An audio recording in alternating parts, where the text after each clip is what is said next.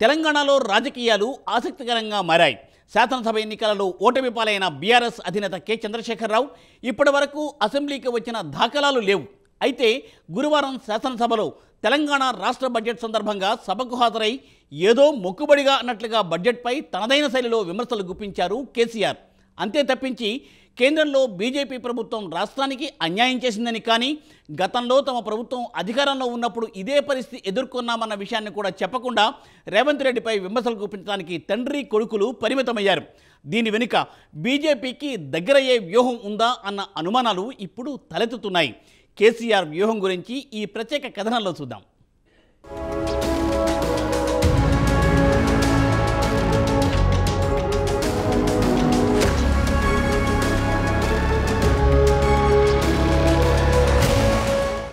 Delhi liquor స్కామ్లో BRS chief Kalvakuntla Chandrashekar Rao కూతురు Kalvakuntla Kavitha arrest అయి ప్రస్తుతం తీహార్ జైల్లో రిమాండ్ ఖైదీగా ఉన్నారు.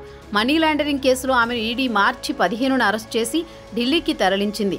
అప్పటి నుంచి ఆమె బెయిల్ కోసం శతవిధాలా ప్రయత్నించినా ఎలాంటి ఊరట లభించలేదు. ఆమె అరెస్ట్ అయి సుమారు 130 రోజులు దాటిపోయింది. ఒక పక్క ఆమె ఆరోగ్యం రోజురోజుకు క్షీణిస్తోంది. జైల్లో ఆమె సుమారు 10 కిలోల బరువు తగ్గారన్న వార్తలొచ్చాయి. దీంతో ఆమె కుటుంబ సభ్యులు తీవ్ర ఆందోళనకు గురయ్యారని వార్తలు వచ్చాయి.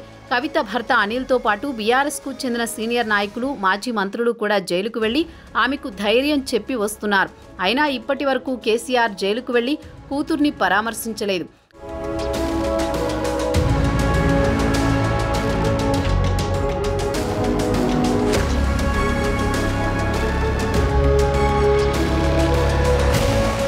కవిత బెయిల్ కోసం బీఆర్ఎస్ నాయకులు ఢిల్లీలో ఖరీదైన న్యాయవాదులను నియమించుకుని కోర్టులో వాదించినా ఇప్పటి వరకు జడ్జీలు మాత్రం కనికరించలేదు. ఆమె బెయిల్ను పొడిగించడం తప్ప బెయిల్పై విడుదల చేయడానికి నిరాకరిస్తున్నారు.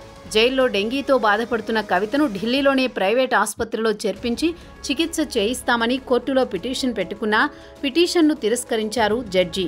తప్పనిసరి పరిస్థితుల్లో ఎయిమ్స్లోనే చికిత్స చేయించుకోవాల్సి వస్తోంది. ప్రస్తుతం తీహార్ జైల్లోని ఖైదీలు డెంగీతో బాధపడుతున్నారని మీడియాలో పెద్ద ఎత్తున వార్తలు వచ్చాయి.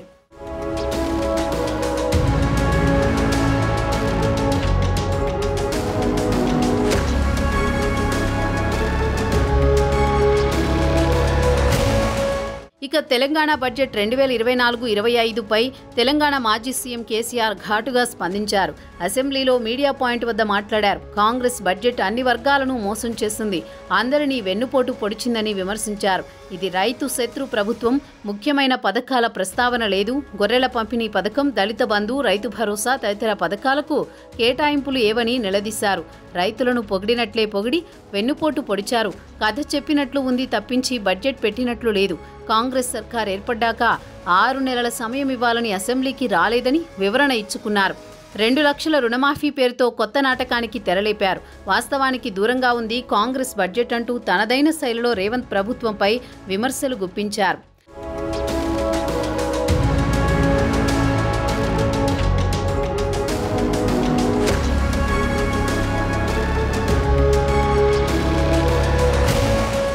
ఇక కేసీఆర్తో పాటు కేటీఆర్లు ఇద్దరూ కలిసి బడ్జెట్ను అడ్డం పెట్టుకుని రేవంత్పై విమర్శలు గుప్పించారు. కేంద్రం నుంచి రాష్ట్రానికి న్యాయపరంగా రావాల్సిన వాటాను దక్కించుకోవడంలో రేవంత్ విఫలమయ్యారని దుయ్యబట్టారు తప్ప కేంద్రంలోని బీజేపీ ప్రభుత్వాన్ని తండ్రి కొడుకు పల్లెత్తు మాట అనకుండా జాగ్రత్త పడుతున్నారు. వాస్తవానికి బీఆర్ఎస్ దశాబ్ద కాలం పాటు అధికారంలో ఉన్నా కేంద్రంలో మోదీ ప్రభుత్వం ఒక్క రూపాయి కూడా రాష్ట్రానికి కేటాయించలేదు. ఆ విషయం కేసీఆర్తో పాటు కేటీఆర్కు తెలుసు. దేశంలోని ఏ రాష్ట్రానికి ఆర్థిక మంత్రి నిర్మలా సీతారామన్ నిధులు కేటాయించలేదు. కేవలం ఏపీ, బీహార్కు తప్పించి. కేంద్రంలో సంకీర్ణ ప్రభుత్వంలో బాబు, నితీష్ కుమార్ భాగస్వాములు కాబట్టి విధిలేని పరిస్థితుల్లో ఈ 2 రాష్ట్రాలకు నిధులు కేటాయించాల్సి వచ్చింది తప్ప మోదీకి ఇటు బాబుపై కానీ అటు నితీష్పై కానీ ప్రేమ లేదు. పొలిటికల్ కంపల్షన్ తప్పించి.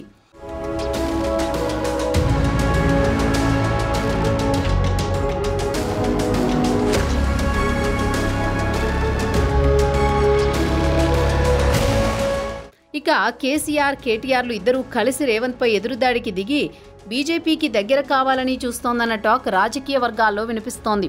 అందుకే బీజేపీ గురించి ఎలాంటి వ్యాఖ్యలు చేయకుండా జాగ్రత్త పడుతున్నారు.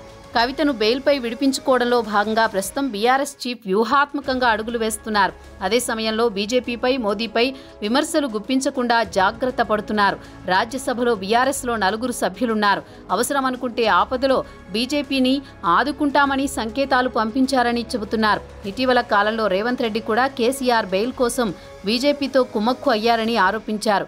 బీజేపీతో లోపాయికారి ఒప్పందం కుదుర్చుకున్నారని పలుమార్లు విమర్శలు గుప్పించారు. జైల్లో ఉన్న తన బిడ్డను విడిపించేందుకు కేసీఆర్ తెలంగాణ ఆత్మగౌరవాన్ని బీఆర్ఎస్, మోదీ కాళ్ల ముందు తాకట్టు పెట్టారని విమర్శించారు. బీఆర్ఎస్ ఓట్లు బీజేపీకి మళ్లించారని రేవంత్ ధ్వజమెత్తిన విషయం తెలిసిందే.